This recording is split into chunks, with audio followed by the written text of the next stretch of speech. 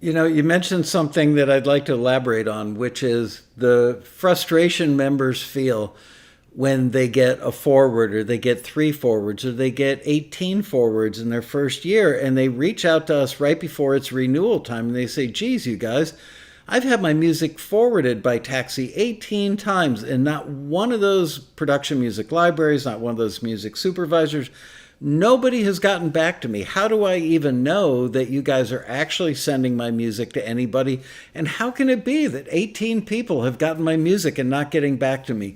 Can you explain kind of what it's like now that you're on the other side of the coin, being the owner of a library? Do you get back to people when, let's say that you run a taxi listing, which you now do regularly, and let's say that we forward you 76 pieces of music for a particular thing, and you end up signing, I'm guessing, something like four or six out of that batch. Do you reach out to all the people that you're not going to offer a deal to? And if not, why not? To the people we're not offering a deal? Right. No, I would never do that. And why would you never do that? Well, for one, people don't want to hear bad news. And then true. They may question why not. And so then it would turn into a lengthy email thread back and forth, which would tie up an ungodly amount of time of myself and my staff. So I think it's best to not reply in a case where you can't use the music.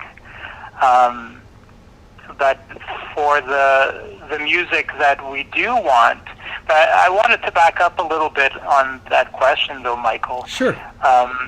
In the aspect of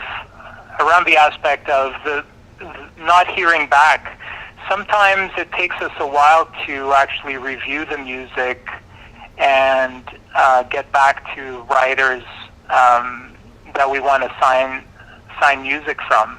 And that could be because of a million reasons. Like I mentioned with that show, my first taxi deal, where they literally wanted that song for the theme and then it didn't happen. So that happens to us often, where maybe a company wants a certain style of music and we run the listing, and then by the time we get the forwards from taxi, maybe the producers have changed their mind or the music supervisor changed their mind and they don't want that style of music anymore.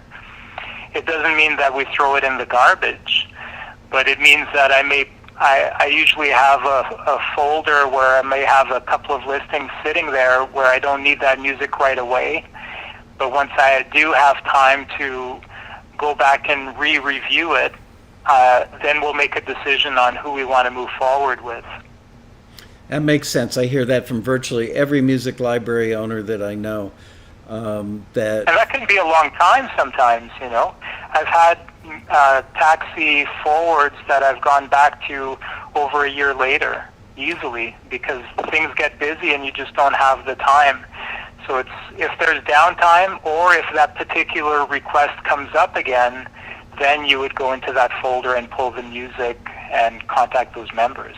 Yeah, people always ask me, how long will it take before I hear back? And my answer to that is you'll probably never hear back unless they want the music.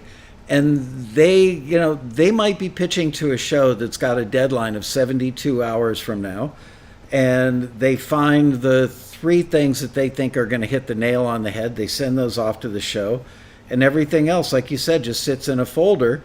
And maybe 6 months, 9 months, a year later, we had one case that went like 7 years later where one of the library owners went, oh yeah, I remember years ago I got a folder full of stuff from Taxi that was really good, that was exactly what they're asking for. They went back to that folder and that library ended up signing some members 7 years later. That said, I want to let the people know who are watching the show, don't get precious. Just because something from Taxi has been forwarded, don't then keep it on a drive or keep it on the shelf, figuratively speaking. and not send it out elsewhere. You want to send it as many places as you can, even if you're waiting to hear back on somewhere that it was forwarded to. Because the worst thing that could happen would be you have two people that want that piece of music, and you tell the first person, all right, you got it. And the second person who comes back to you say, sorry, that one's been signed already, which actually makes you look more desirable because it's a credibility builder. And you say, but I can create other ones for you that are very much in that same vein.